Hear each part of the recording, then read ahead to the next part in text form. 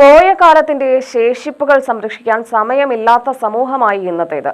അലനല്ലൂർ കണ്ണംകുണ്ട് ഭാഗത്തെ സംസ്ഥാന പാതയോരത്തുണ്ടായിരുന്ന കരിങ്കല്ലത്താണിയുടെ സ്ഥാനം ഇപ്പോൾ റോഡരികിലെ കാട്ടിലാണ്.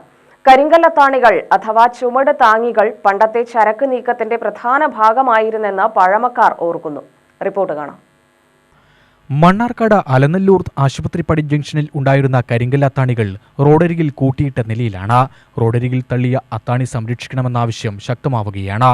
അലനല്ലൂർ ആശുപത്രിപ്പടി ജംഗ്ഷന് സമീപം ചരിത്രത്തിന്റെ ഭാഗമായി വർഷങ്ങളോളം തലയുയർത്തി നിന്നിരുന്ന കരിങ്കൽ അത്താണിയാണ് ഇന്ന് റോഡരികിലെ കുറ്റിക്കാട്ടിലേക്ക് ഒതുങ്ങുന്നത്.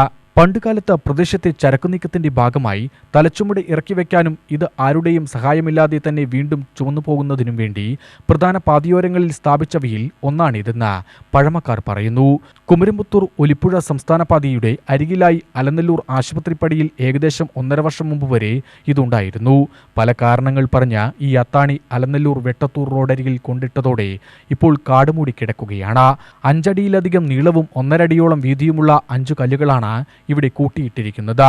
ആർക്കും ശല്യമില്ലാത്ത വിധത്തിൽ ഇത് ഏതെങ്കിലും ഭാഗത്ത് സ്ഥാപിച്ച് സംരക്ഷിക്കണമെന്ന് സാഹിത്യകാരൻ മധു അലനല്ലൂർ ആവശ്യപ്പെട്ടു. എങ്കിലും ഈ ചരിത്ര ശേഷിപ്പുകൾ വരും തലമുറയ്ക്ക് വേണ്ടി പഠിക്കാൻ എവിടെയെങ്കിലും ഒന്ന് ശേഖരിച്ച് വെക്കേണ്ടത് നമ്മുടെ തദ്ദേശ സ്വയംഭരണ സ്ഥാപനങ്ങളുടെ കടമയാണ്.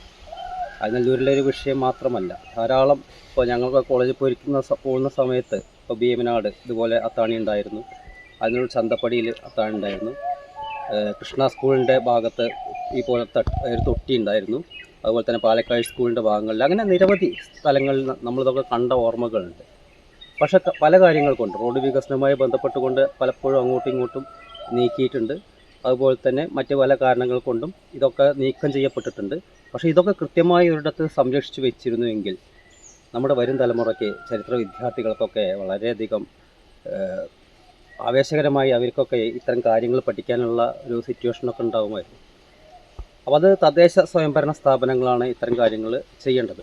UTV news, Palakkad.